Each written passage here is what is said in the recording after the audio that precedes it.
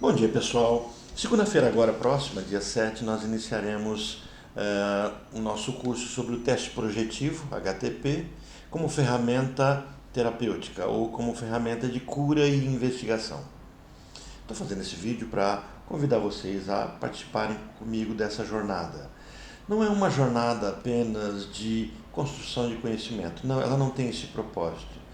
Ela, nesse propósito psicanalítico, ela começa a partir da própria clínica individual, onde o sujeito constrói o seu conhecimento de dentro para fora. Primeiro eu tenho que experimentar na minha percepção, e a partir da minha percepção eu poderei ajudar outros a chegar ao local onde eu cheguei. Então, o curso como um todo é um curso terapêutico e, agregado a essa questão terapêutica, ele também será um curso de formação. Ele vai ajudar terapeutas, psicólogos, psicanalistas, professores, psicopedagogos a compreender mais o ser humano por meio do desenho. Não é o mesmo curso que eu dei uma outra vez, e devo relançar, que é a análise do desenho infantil, onde eu trabalhei a questão do construto infantil, onde eu abordei a questão de como é que se compõe, se constrói o desenho na criança, quais os mecanismos de construção da sua imagem, até que chegássemos aos indicadores emocionais e de maturidade. Não é essa a proposta, mas a proposta é compreender como é que se constrói o desenho no ser humano, qual a relevância disso, quais as defesas que começam a surgir, a formação da personalidade por meio disso. Então é um curso que inicia como primeiro ponto a definição da palavra projeção. Quer dizer, o que é isso? Desenho. Então, primeiro, é uma projeção. A projeção como um lugar de ser. O que eu chamei de uma construção narcísica por meio do desenho. E nós teremos alguns exercícios, alguns textos, alguns vídeos apresentados sobre essa temática, visando nos aproximar exatamente dessa percepção. Quando desenho, eu projeto, mas eu só projeto no desenho? Eu projeto nas artes, eu projeto no cinema, eu projeto nos filmes. Como é que eu projeto? Eu projeto na estética da minha casa, do meu trabalho, da minha roupa, do meu corpo. O que é isso, projeção? O segundo ponto, fazendo um paralelo a isso, é a construção daquilo que a gente chama de identificação. No primeiro capítulo falaremos sobre projeção e no segundo nós falaremos sobre identificação. E aí eu chamo esse segundo ponto de noção de pertencimento. Quer dizer, eu não apenas no desenho me apresento a minha autoimagem, minha imagem e semelhança, mas eu construo o nicho ao qual pertenço, o grupo ao qual me sinto confortável.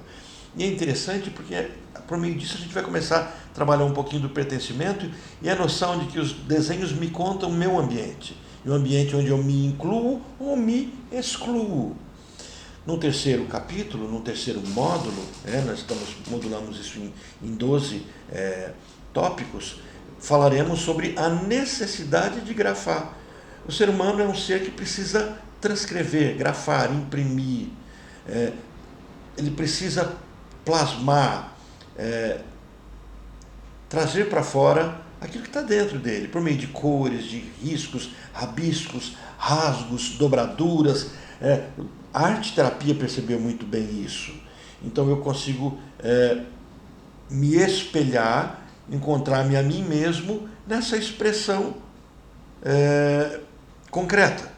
Então nós temos aqui o espelho de mim mesmo ou a noção de ego ideal.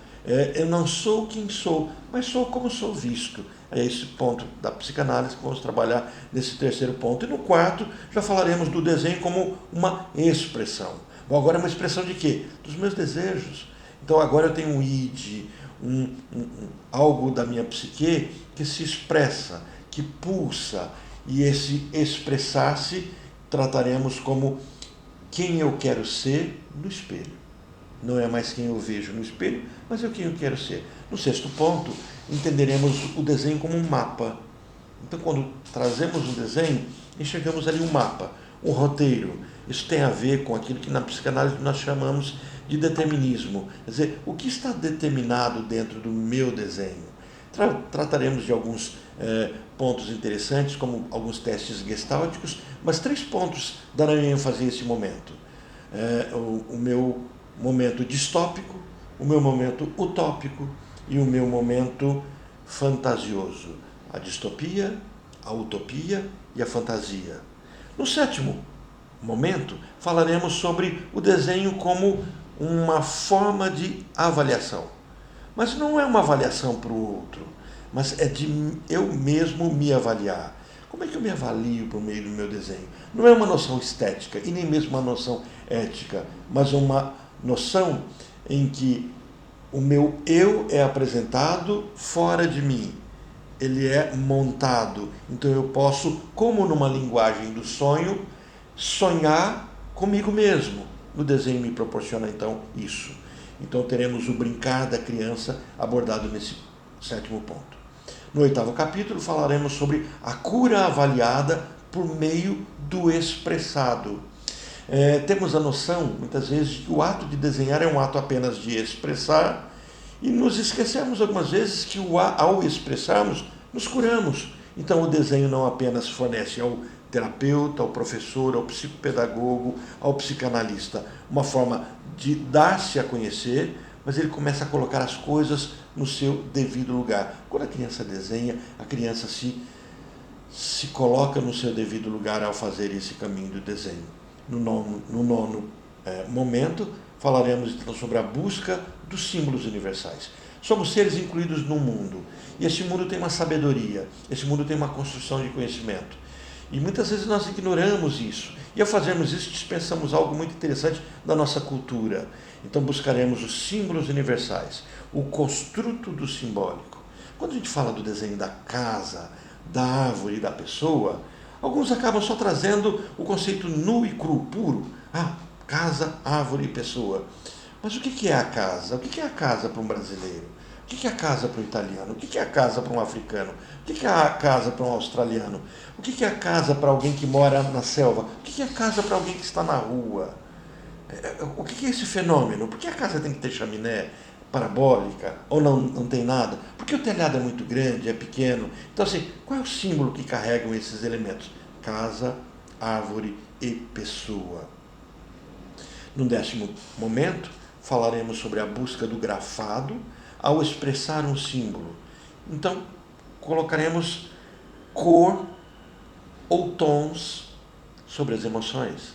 Não falaremos de muitas emoções, daquelas emoções primárias, onde Freud trabalhou as emoções que me causam prazer e as emoções que não me causam prazer. Mas todas são necessárias e todas não podem ser impedidas de ser vivenciadas porque construiriam falsas emoções. O Berg percebeu bem isso na sua análise transacional. Então falaremos sobre as emoções prazerosas, como a alegria e o pertencimento, e as emoções desprazerosas, como a tristeza, o medo e a raiva. Nesse décimo momento veremos como é que o desenho, o grafar, expressa isso. No penúltimo momento, no 11º encontro, falaremos sobre a busca do grafado e o que ele simboliza, quer dizer, a busca do local do grafado e o que ele simboliza.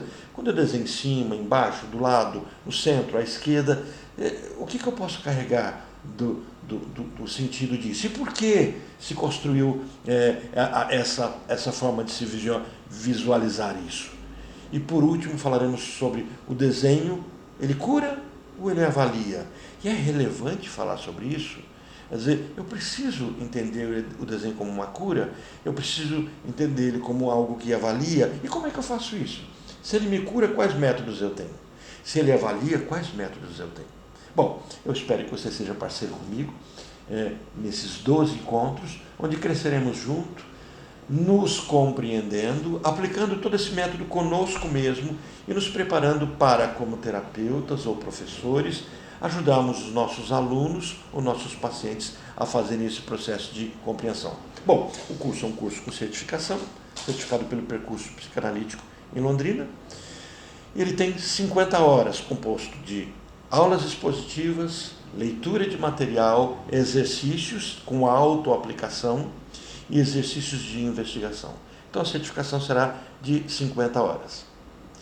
Conto com vocês, meu nome é Orlando Marçal, sou professor de psicologia, sou psicanalista, psicopedagogo, especialista em educação e saúde mental e em psicanálise. Um abraço